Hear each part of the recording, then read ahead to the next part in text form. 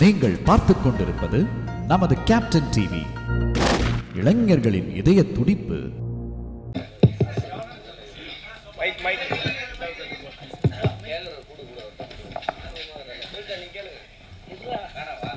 வாழ்த்துக்கள் sir. First கண்டிப்பாக ஜெயிப்பீங்க. என்ன ஜானர் ஃபஸ்ட் கொஸ்டின்.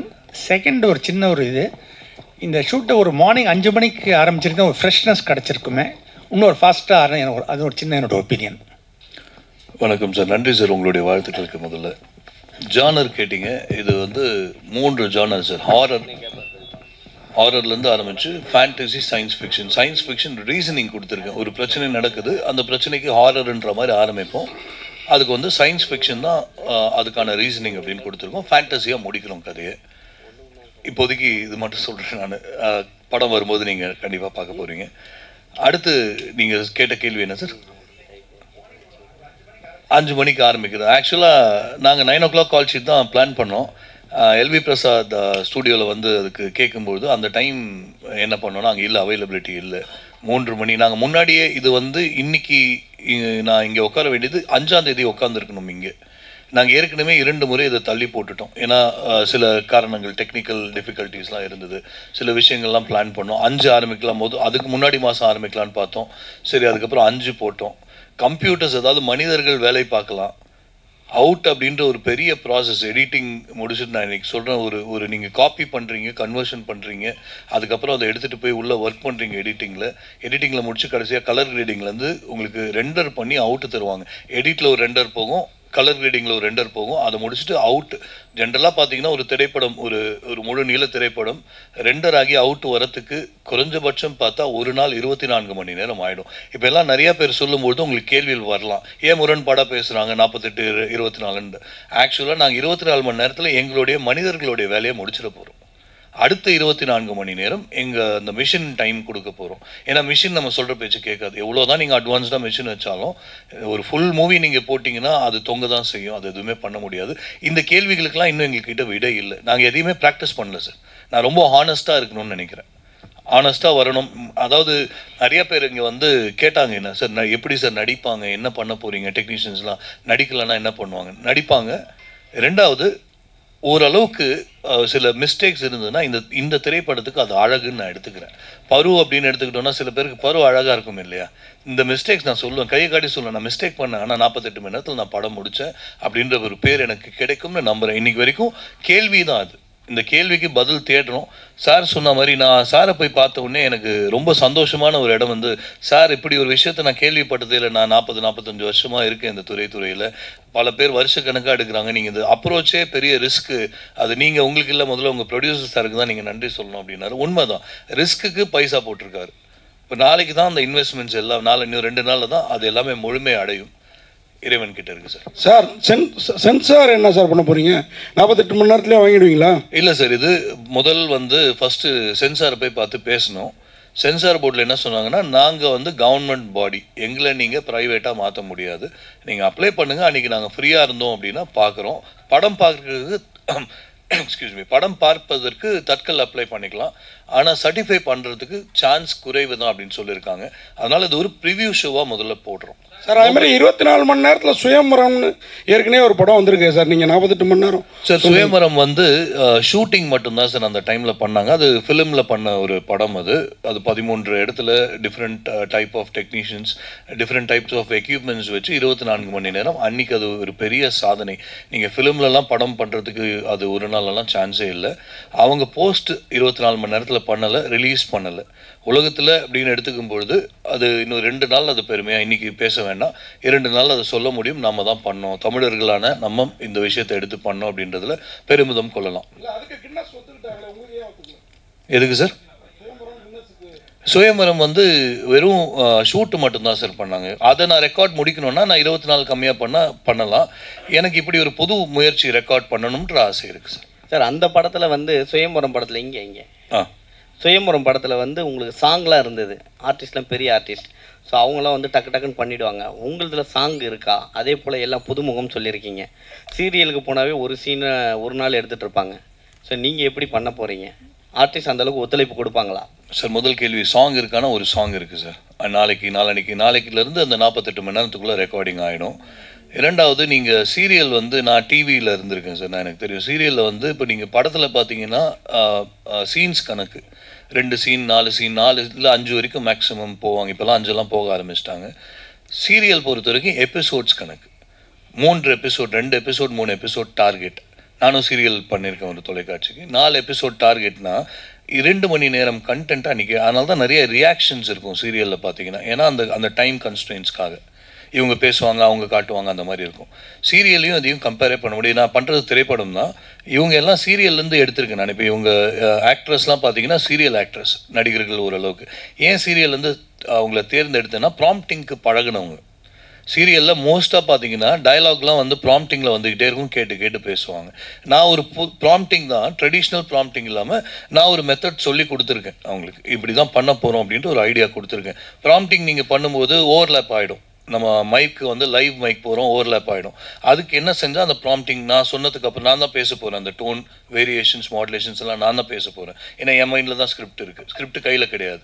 அப்போ அதை அவங்க எப்படி எடுத்து பேசணுன்றதெல்லாம் அவங்க சொல்லி கொடுத்துருக்கேன். ஹோப்ஃபுல்லி பண்ணுவோம், அதுதான் நம்புகிறேன். இன்னொன்று இதே லைட்டிங் கேமராமேன், ஏன்னா எடிட்டிங் போயிட்டு அது நீங்கள் கொடுத்துருவீங்க, அதை கட் பண்ணி அவங்க போட்டுகிட்டே இருக்க போகிறாங்க டெக்னிக் வைஸ்.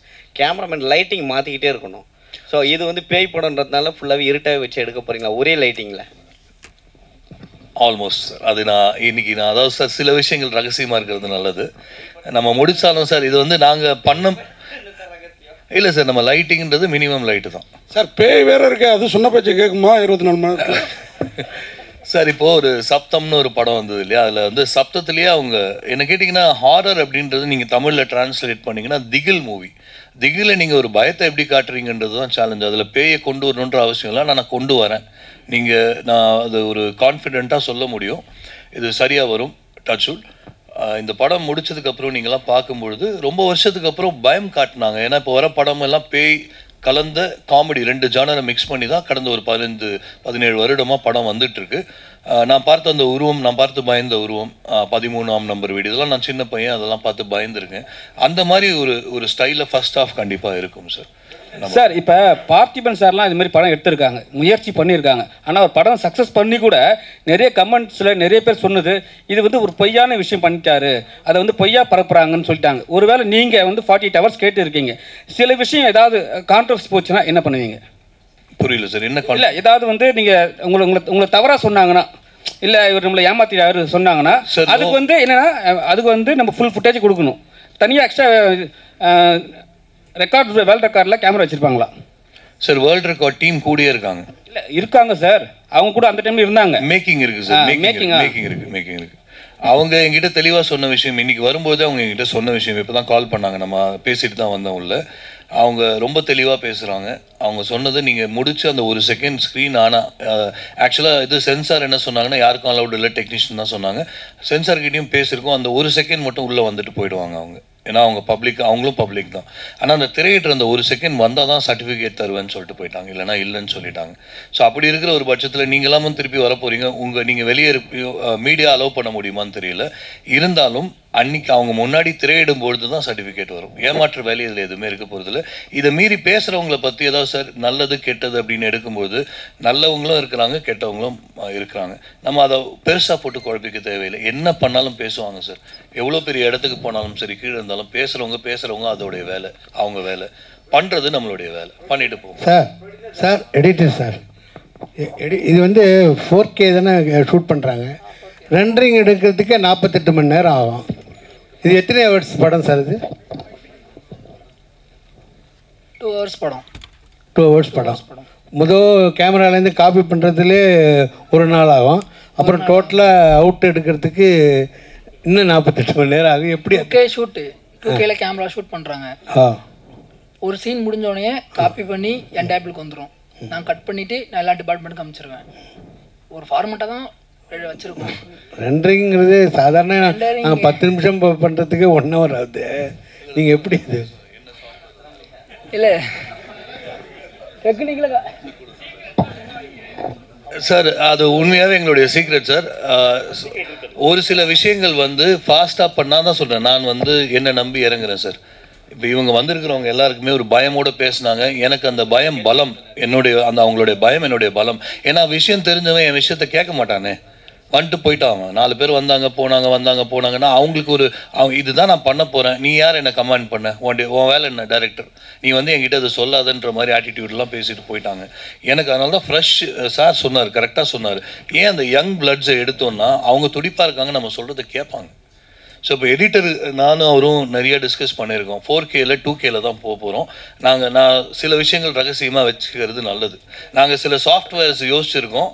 அந்த சில சாஃப்ட்வேர்ஸில் எடிட் பண்ணி அவுட் எடுத்தால் ஃபாஸ்ட்டாக, அதான் இந்த ஒரு வருட காலம் இதுதான் நான் பண்ணேன்.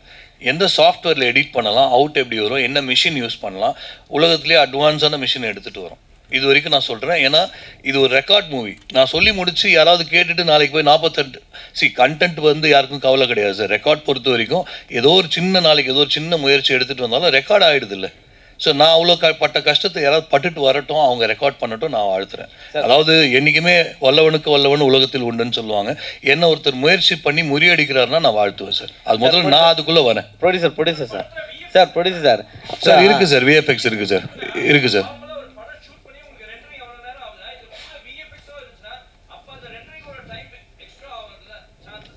சார் அதுதான் சொன்னேன். விஎஃப்எக்ஸ் பொறுத்த வரைக்கும் விஎஃப்எக்ஸ் தான் முதல்ல நாங்கள் ஷூட் பண்ணவே போகிறோம். நாங்கள் எங்களுடைய முதல் ஃபஸ்ட்டு ஷாட்டே விஎஃப்எக்ஸ் தான் இருக்க போகுது.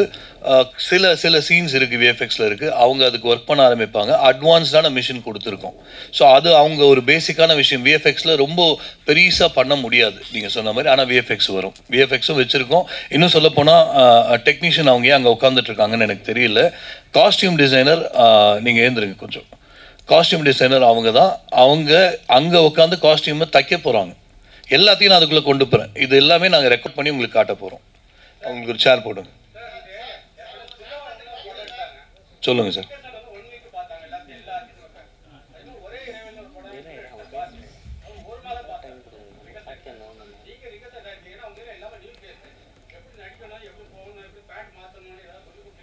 சார் ரிஹர்சல் பண்ணக்கூடாதுன்னு தான் ரூல் சார். 40 ரிஹர்சல் பண்ணால் யார் வேணால் பண்ணலாம்ல.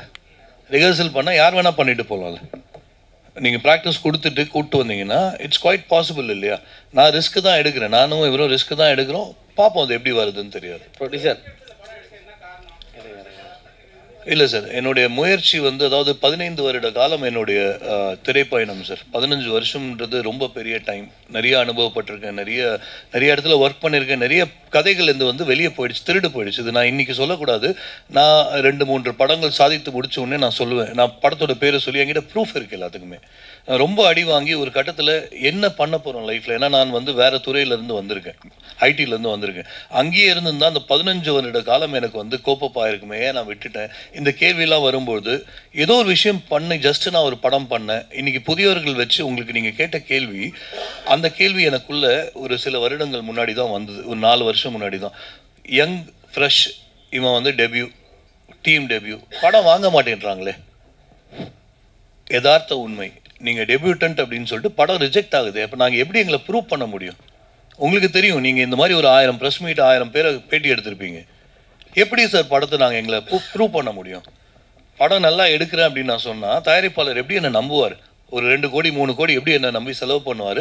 என்னை நம்பி எப்படி ஆக்டர்ஸ் வருவாங்க? சரி நான் படம் முடிச்சிட்டேன்னு எடுத்துக்கிட்டோன்னா வாங்கவே மாட்டேன்றாங்களே சார். நிறைய படம் என்னுடைய சர்க்கிளில் நிற்குது, பிஸ்னஸ் ஆகாமல். ஏதோ சாருடைய படம் ஓன் ரிலீஸ் பண்ணாங்க.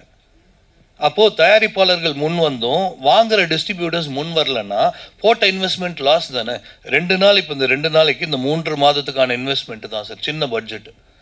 அப்போ சார் எதுக்கு மெயினாக ஒத்துக்கிட்டாருன்னா சின்ன பட்ஜெட் ப்ரைமரியாக ஓகே இதுக்குள்ளே பண்ண முடியுமா? என்ன நடந்தாலும் அந்த 2 நாளுக்குள்ளே தானே. நாங்கள் எதுவுமே ரிஹர்சல் பண்ணல, எனக்கு பட்ஜெட் ஆகும். எல்லாமே ஆன் ஸ்பாட்டில் பண்ணுறேன். எடிட்டாக இருக்கட்டும், கேமரா எல்லாமே அன்றைக்கி தான் எடுக்கிறேன். என்ன நடந்தாலும் சரி சார், எவ்வளோ பெரிய ஆரி அலெக்ஸா கேமரா ரெட் என்ன எடுத்துகிட்டு வந்தாலும் 2 நாள் தானே எங்களுக்கு செலவே. ஸோ அந்த செலவுக்குள்ளே என்னை நான் நிரூபிக்கணுன்ற எடுத்த முயற்சி சார். ப்ரொடியூசர் இப்போது எல்லாருமே வந்து பார்த்தீங்கன்னா படம் எடுக்கணும்னா போட்ட பணத்தை எடுக்கணும் அப்படின்னு தான் ஆசைப்படுவாங்க. நீங்கள் என்ன 48 ஹவர்ஸில் இறங்கிட்டீங்க? அதே போல் அதிக பணம் வச்சுருக்கீங்களா? ஏன்னா தமிழ்நாட்டில் ஈடின்னு ஒன்று சுற்றிட்டுருக்கு. கவலைப்படாதீங்க, ஏன்னா ட்ரைனிங் கம்பெனிலேருந்து எடுத்து போடுறேன். நான் என் கம்பெனிலேருந்து எடுத்து போடுறேன். 2வது இதெல்லாம் புது முயற்சி. சும்மா நம்ம எதுவுமே கால் எடுத்து வைக்காமல் நம்ம வந்து சாதிக்க முடியுமா இல்லையா அப்படிங்கிறத விட ஒரு சின்ன முயற்சி பண்ணி பார்ப்போம். ஆமாம், நான் அந்த எக்ஸ்பீரியன்ஸ் எனக்கே இருக்குது. கண்டிப்பாக. ஆனால் ஒரு முயற்சி. என் 2 படமும் வந்து ஓன் ரிலீஸ் தான் பண்ணேன். ஓன் ரிலீஸ்லேயும் வந்து எப்படி இருக்குன்னு உங்களுக்கெல்லாம் தெரிஞ்சிருக்கும் கண்டிப்பாக. பட் இருப்பினும் வந்து இந்த படம் வந்து ஒரு அளவுக்கு இது ஒரு பேசப்படுமா இருக்குமானா 48 மணி நேரத்தில் பண்ணியிருக்காங்க. நோபல் வேர்ல்டு ரெக்கார்டும் போது ஒரு எக்ஸ்பெக்டேஷன் செட்டிங்காக இருக்கும். அட்லீஸ்ட் அந்த எக்ஸ்பெக்டேஷன் செட்டிங்லையாவது அட்லீஸ்ட் நம்ம வந்து நெக்ஸ்ட் லெவலில் போகிறதுக்கான பயணம் இருக்கலாமேன்னு யோசிக்கிறேன். ப்ரொடியூசர் சார், இப்போ என்னென்னா 2 நாள் எடுக்கிறது வந்து ரொம்ப ஈஸியான விஷயம். ஸோ அதனால தான் நீங்கள் ஒத்துக்குனீங்களா? பணம் கம்மியாக இருக்குது, சரி அது இல்லாமல் வந்து ஆர்டிஸ்ட் வேல்யூ கம்மி, நம்ம பண்ணி நம்மளை ஹீரோ வச்சு பண்ணிக்கலான்ட்டு ஒரு பிளான் பண்ணிங்களா? இது ஜென்ரலாக பார்த்தீங்கன்னா இதுக்கும் வந்து ஒரு ரீசனபிளான இன்வெஸ்ட்மெண்ட் ஆகுது. இது கண்டிப்பாக இது வந்து நான் மற்றவங்க சொல்கிற மாதிரி 30-40 முடிக்க முடியும். இதுக்கும் ரீசனபிளான காஸ்ட் இருக்குது. இதுக்கும் கண்டிப்பாக இதில் கேமரா ஆகட்டும், டெக்னிக்கல் ஆகட்டும், சேலரி ஆகட்டும், இதுக்கு முன்னாடி 3 மாதம் வந்து செலவுகள் ஆகட்டும், ஸ்கிரிப்ட் டெவலப்மெண்ட் ஆகட்டும், பீப்புள் எல்லாரையும் போய் பார்க்குறதாகட்டும், டிரான்ஸ்போர்ட் ஆகட்டும், எல்லாமே வந்து இதுக்கான காஸ்ட்டும் கண்டிப்பாக இருக்குது. நம்பர் 2 பார்த்தீங்கன்னா பேசிக்கலாக எனக்கு இருக்க பேஷன் ஒன்று, நான் நடிக்கணுன்ற பேஷன் ஒன்று இருக்குது தான். அது அஃப்கோர்ஸ் இருக்குது. பட் அதுக்காகனு கிடையாது. பட் முயற்சிகள் பண்ணிகிட்டே இருக்கோம். இன்னும் ஒரு 2 டேரக்டர் வந்து பார்த்துருக்காங்க, என்ன கதை சொல்லிட்டு போயிருக்காங்க. ஸ்கிரிப்ட் பெரிய டேரக்டர் வந்திருக்காங்க.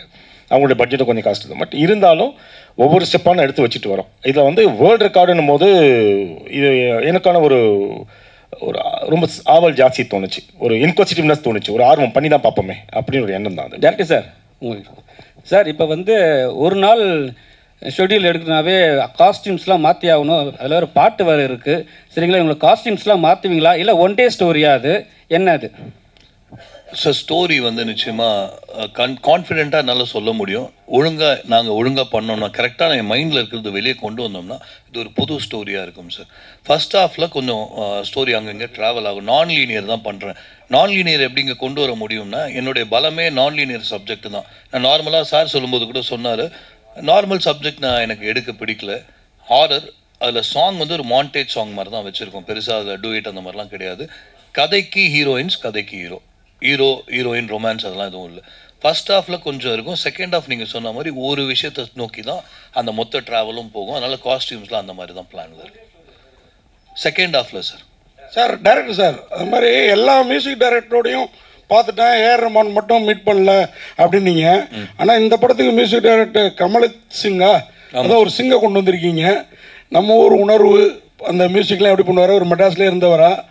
ஏன் மற்ற மியூசிக் டைரக்டர்லாம் உங்களுக்கு ஒத்து வரலையா? இப்படி ஒரு சாதனை பண்ணுறப்போ ஒரு ஃபேமஸான மியூசிக் டைரக்டர் போட்டிங்கன்னா உங்களுக்கு பப்ளிசிட்டி தானே அது?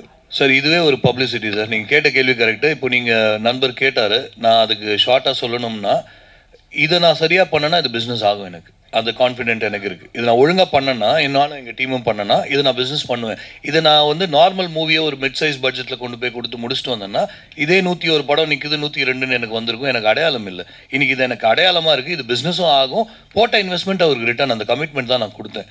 இது ஒன்று சார். ரெண்டாவது, மியூசிக் டைரக்டர் பற்றி கேட்டிங்க. கரெக்ட், நீங்கள் சொல்கிறது புதிய இசையமைப்பாளர்கள் வந்து பழைய இசையமைப்பாளர்கள் பண்ணலாம். இங்கே நான் சொன்ன அந்த ஒரு பிரச்சனை இருக்குது சார். நான் அவங்கள என்னால் கண்ட்ரோல் பண்ணுறதுக்கு சாத்தியமே இல்லை. இந்த விஷயத்துக்குள்ளே அவங்கள கொண்டு வரதுக்கு நான் முயற்சி செஞ்சேன். சில பேர்கிட்ட பேசியிருக்கேன். அவங்களாம் இன்ட்ரெஸ்ட் கூட காட்டலை. என்னை வந்து ஒரு ஆளாக கூட மதிக்கலை.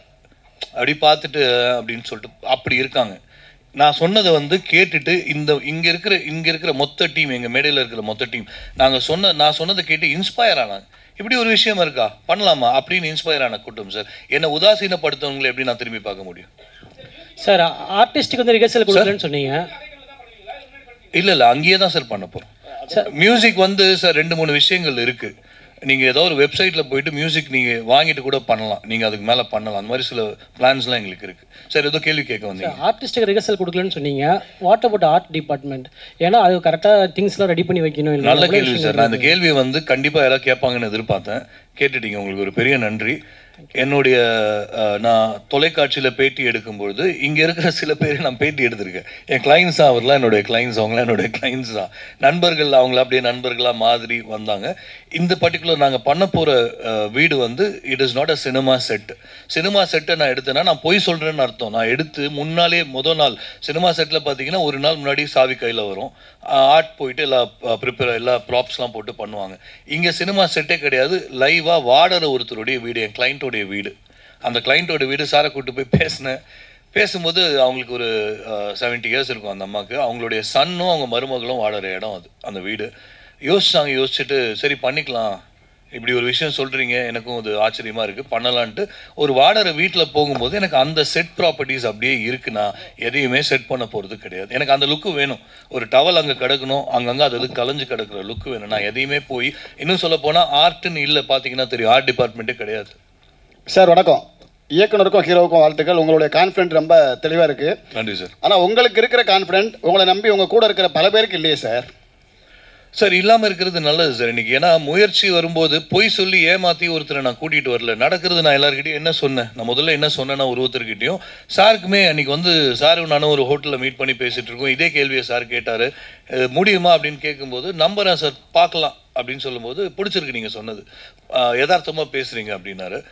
முடியுன்ற ஒரு நம்பிக்கை கொடுத்துருக்கேன். யாருக்கும் இது வரைக்கும் பண்ணதில்லைன்னு போது யாருமே தெரியாது, நம்ம தெரியாத ஒரு விஷயத்தை நோக்கி போயிட்டு இருக்கோம். அதற்கான விடை இன்னும் 2 நாளில் கிடைக்கும் சார். சார் 3 மாசமாக உங்கள் கூட பயணிக்கிற அவங்களே உங்களை அந்த கான்ஃபிடென்ட் இல்லாத போது 48 ஹவர்ஸில் நீங்கள் படம் எடுத்து ரிலீஸ் பண்ணிடுவீங்க அப்படின்றத பத்திரிகையாளர்கள் நாங்கள் எப்படி நம்புறது சார்? சார் நல்ல கேள்வி சார். ஆனால் நம்பணும் சார், ஏன்னா நம்பிக்கை தான் வாழ்க்கை. எடுத்துருவீங்களா சார்? பண்ணலாம் சார். வாழ்த்துக்கள் சார். நன்றி சார்.